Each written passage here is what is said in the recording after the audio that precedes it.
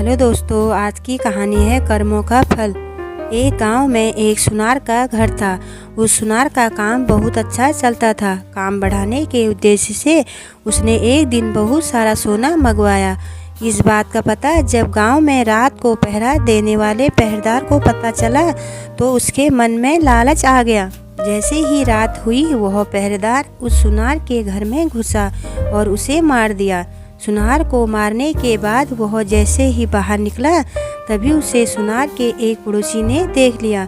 वह पड़ोसी बहुत ही सज्जन पुरुष था। उसे अचानक देख पहरेदार घबरा गया। उस सज्जन पुरुष ने पहरेदार के हाथ में जब बक्सा देखा तो उसने सवाल पूछना शुरू कर दिया। ये बक्सा लेकर कहाँ जा रहे हो? शोर मत मचाओ, देखो इसमें से थोड़ा सोना तुम ले लो, थोड़ा मैं ले लेता हूँ। मैं ले लूँ, मैं गलत काम नहीं करता।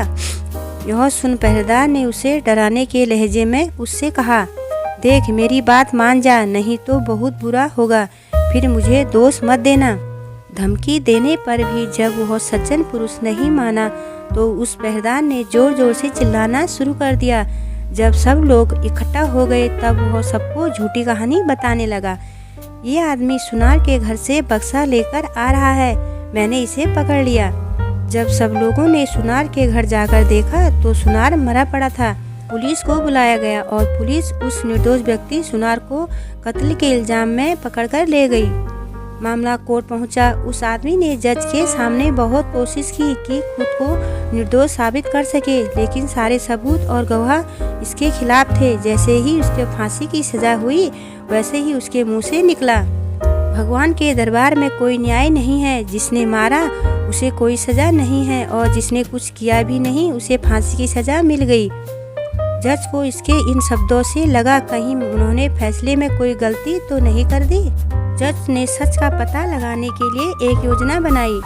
अगली सुबह एक आदमी रोता रोता जज के पास आया और बोला, सरकार हमारे भाई की हत्या हो गई है, इसकी जांच होनी चाहिए, उसे फांसी की सजा मिले। व्यक्ति और उस पहरेदार को उसे मरे हुए व्यक्ति की लाश उठाकर लाने को कहा।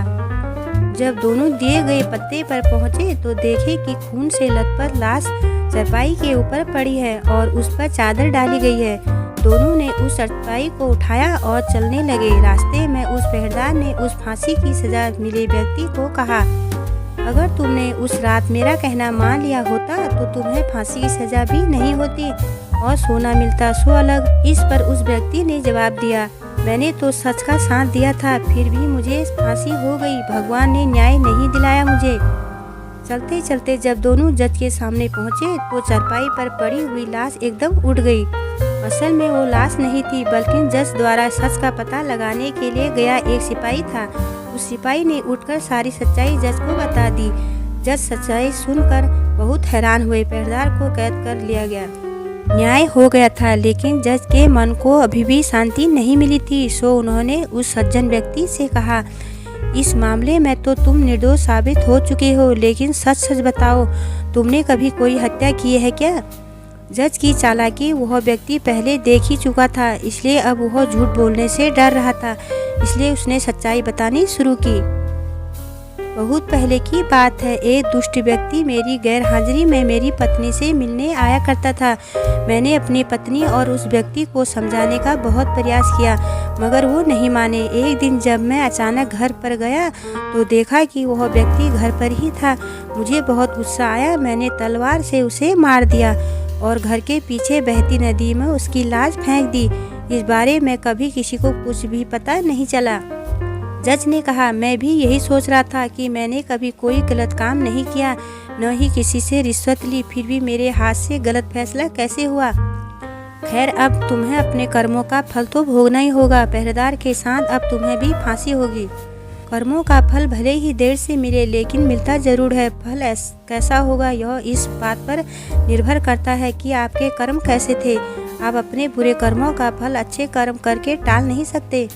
जैसा कि इस व्यक्ति ने पहरेदार को रोककर अच्छा कर्म करना चाहा, लेकिन इस अच्छे कर्म के कारण उसके बुरे कर्म नहीं भुलाए जाएंगे, इसलिए उसके पुराने कर्मों की सजा मिली। भले ही देर से मिली लेकिन मिली।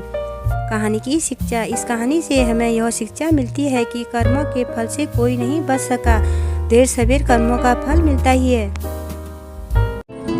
आशा करती हूँ कि आपको ये खूबसूरत कहानी बहुत पसंद आई होगी। ऐसी और वीडियो देखने के लिए चैनल को अभी सब्सक्राइब करें और बेल आइकन क्लिक करना ना भूलें। वीडियो देखने के लिए धन्यवाद।